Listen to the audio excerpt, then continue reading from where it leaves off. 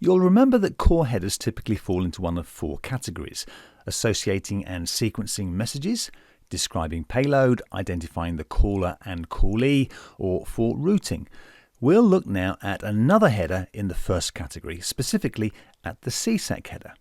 By the time you're done, you should be able to describe the purpose of the CSeq header, understand its construct, and use it to identify SIP messages in the same transaction. If you have your user agents handy, load them up and make another call from Alice to Bob. I'll dial, accept, and then from Alice's client, I'll hang up. This time, when you look in the log, focus on the CSeq headers in all 7 messages. Look for a pattern. Look for when things change. Go ahead and press play when you're ready, and we'll then compare notes. Okay, then here's the first CSeq header in the outgoing invite. Now, CSeq is an abbreviation for command sequence. You'll notice that it comprises an integer, in fact a counter, and a method type. Scrolling down to the returned 100 trying, the CSeq is the same CSeq1 invite. And in the returned 180 ringing, it's also the same. And in the returned 200 OK, it's the same there again too. Well, what about in the outgoing ACK? It's different here. The method type has changed to ACK. And in the outgoing BY, it's changed again. This time the method type's changed to BY, and the counter has incremented. So what is the CSeq for? Why and when does its content change? Well, one purpose of the CSeq header is a transaction identifier. Now, a transaction begins with a request and typically ends with a final response, although not always. In our basic call, there are 3 transactions. The first is the invite transaction, beginning with the invite request and ending with the 200 OK final response. The third is the BY transaction that ends the call, beginning with the BY request and ending with the 200 OK final response. And in between them is the ACK transaction, beginning with the ACK and ending with the ACK. We'll talk about the ACK later. Watch out for it. It seems to have a mind of its own. Now we know about transactions. What about the CSeq? Well, the rule is that requests and responses in the same transaction have the same CSeq value. All of the messages in the invite transaction, the invite, the 100 trying, the 180 ringing, the 200 OK, all begin with the same counter value and all reference the same method that started the transaction, the invite method. The same is true for the BY transaction. All of its messages contain the same CSeq value, CSeq2 BY. Note how, as well as referencing the request that initiated the transaction, the BY counter has also incremented from 1 to 2. Now, a user agent client always increments the counter between transactions.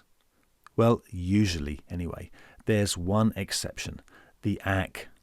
We'll learn later that an ACK is always associated with an invite, and so formalizes that association by using the invite's counter as its own.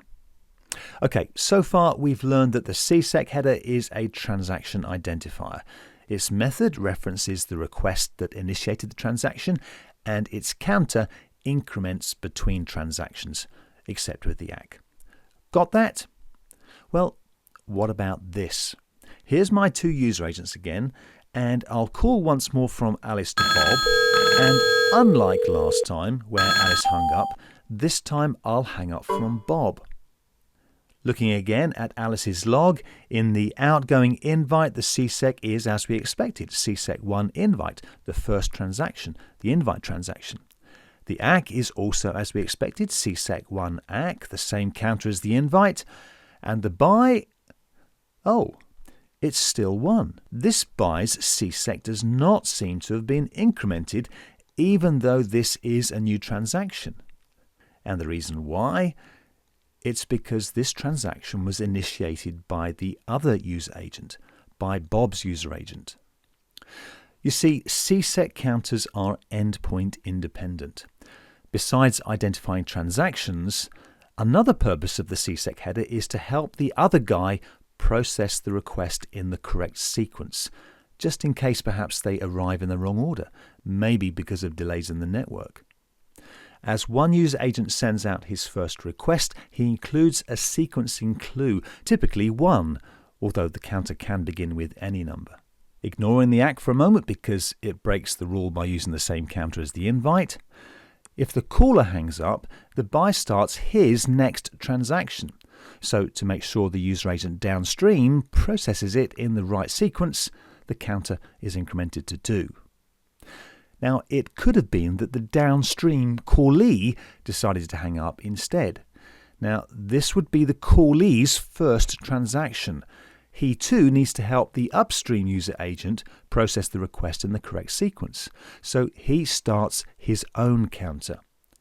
Each endpoint keeps their own sequencing counter and increments them independently whenever they initiate a new transaction.